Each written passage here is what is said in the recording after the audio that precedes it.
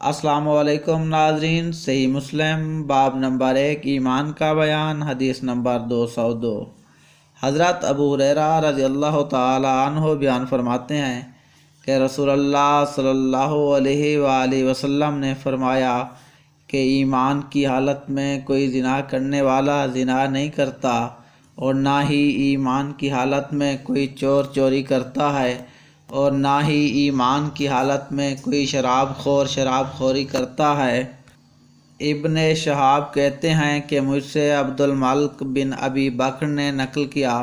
کہ حضرت ابو بکر صدیق حضرت ابو ہریرہ رضی اللہ عنہ سے یہ روایت کرتے تھے، پھر فرماتے کہ ایمان کی حالت میں اعلانیہ کوئی لوگوں کے سامنے نہیں لوٹتا، یعنی اس وقت اس میں ایمان نہیں ہوتا۔ مزید اس طرح کی مستند احادیث مبارکہ سننے کے لیے ہماری اس ویڈیو کو لائک کیجیے، اور ہمارا چینل دا نیوز 80 ابھی تک سبسکرائب نہیں کیا تو سبسکرائب کریں۔